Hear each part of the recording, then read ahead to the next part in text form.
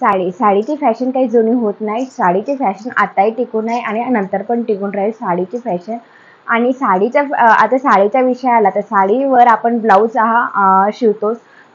कोणतं ब्लाऊज शिवावं आता मॅचिंगवाला ट्रेंड आहे नाही. आता कॉन्ट्रास्ट असो की असं वर्कवाला ब्लाऊज आपण कोणत्याही साडीवर वेअर करतो आणि मॅच करत राहतो. थोडीशी प्रिंट असेल तर त्या प्रिंटमधून त्या कलरचा ब्लाऊज आपण वेअर नक्कीच करतो. तर अशा प्रकारचे ब्लाऊज तुम्ही नक्कीच वेअर करू शकता. मी तुम्हाला या व्हिडिओमध्ये सांगणार आहे की 2 ब्लाऊज तुमच्याकडे ब्लाऊज कलेक्शनमध्ये असं 2 ब्लाऊज असेल तर तुम्हाला कोणत्याही साडीवर चाललं जाईल असं ब्लाऊज होऊन जाईल. तर असं 2 ब्लाऊज नक्कीच शिवलं पाहिजे. तर बघूया कोणतं ब्लाऊज आहे. तर नमस्कार मंडळी, तर तुम्ही कशा आहेत? आय होप तुम्ही सर्व ग्रेटच असाल. तुमच्यासाठी घेऊन आली आहे मी सुंदर असा व्हिडिओ सुरू करायच्या आधी माझे चॅनल नवीन आले असेल तर चॅनलला सबस्क्राईब करा आणि बेल आयकनला प्रेस करायला विसरू नका, जेणेकरून माझ्या चॅनलची व्हिडिओचे नोटिफिकेशन तुम्हाला नेहमी मिळत जाईल.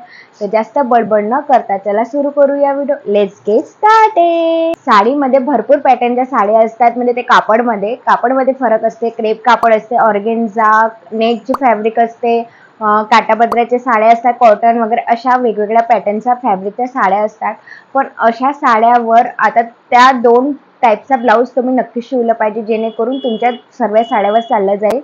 तर मी तुम्हाला याच्यावर एक काठापदराची साडी, काठापदराची कॉटनच्या अशा साड्या जे काठपदर असतात त्या साड्यावरचा ब्लाऊज, पैठणीचे पदर राहते ना त्या पॅटर्नच्या पदर टाईप तुम्ही ब्लाऊज शिवलं पाहिजे. ते साडीवर ते कोणत्याही काठपदराच्या साडीवर चाललं जाईल. कारण की त्या काठपदराच्या साडीवर सोनेरी कलरचं कॉम्बिनेशन असते, बॉर्डर असते, ग्रीन कलर. कारण जे पदर राहते ना त्याच्यावर मल्टी कलर असतात. तर तसा पॅटर्नचा तुम्ही ब्लाऊज शिवाल तर ते काठापदराच्या साडीवर कोणत्याही काठापदराच्या साडीवर चाललं जाईल असं ब्लाऊज होऊन जाईल. आणि तुम्हाला दुसरा कलर असा गुलाबी, काळा कलर, असा मोरपंखी वगैरे असा कलर शिवायची गरज नाही आहे. ब्लाऊज पैठणी कलरचा ब्लाऊज तुम्ही शिवाल तर तुम्ही काठापदराच्या साडीवर नक्कीच होऊन जाईल. आणि फुलाची, कमळाची वगैरे डिझाईन राहतात आणि छान दिसतात आणि तुम्ही नक्कीच हे शिवून बघा.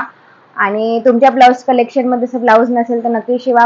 आता नेक्स्ट साडीवरचं ब्लाऊज कसे शिवायचे, म्हणजे फॅब्रिक असं क्रेप कापड, नेट, ऑर्गन्झा अशा वेगवेगळ्या पॅटर्नच्या स्मूथ साड्या असेल तुमच्याकडे तर त्या साडीवर तुम्ही असा फॅन्सी लुक आणि प्लेन कलरचा ब्लाऊज निवडा.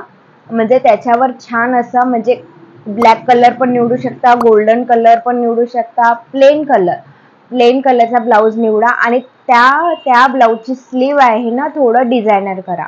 म्हणजे तुम्ही प्लेन असं ब्लाऊज शिवला तर नेटवाली स्लीव करू शकता, तुम्ही बलून पॅटर्न ठेवू शकता, नाहीतर मग श्रगवाला ठेवू शकता, नाहीतर मग फल्टर स्लीव ठेवू शकता, किमोनो स्लीव ठेवू शकता. अशा वेगवेगळ्या पॅटर्नच्या तुम्ही स्लीव नक्कीच ठेवू शकता आणि छान दिसते, खूप सुंदर दिसते ब्लाऊज.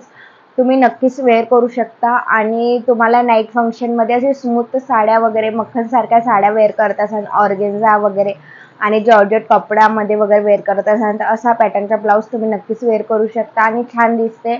आणि त्याच्यामध्ये कलर मी तुम्हाला सांगते, ब्लॅक कलर, सोनेरी कलर अशा कलरचा ब्लाऊज तुम्ही नक्कीच शिवून ठेवून द्या. तुमच्याकडे नसेल, तुमच्या ब्लाऊज कलेक्शनमध्ये नसेल ब्लाऊज तर नक्कीच शिवा आणि छान दिसते. कसा वाटला हा व्हिडिओ कमेंटमध्ये नक्कीच सांगा. माझ्या लाईक करा, शेअर करा, जास्तीत जास्त लोकांना शेअर करा, जेणेकरून त्यांना पण हा व्हिडिओ हेल्पफुल वाटेल. आणि मी कोणत्या टॉपिकवर व्हिडिओ म्हणून कमेंटमध्ये नक्कीच सांगा. आणि माझ्या चॅनलला सबस्क्राईब करायला विसरू नका. तर प्लीज सबस्क्राईब करा. तर भेटूया पुढच्या व्हिडिओमध्ये नवीन विषयासह. तोपर्यंत धन्यवाद.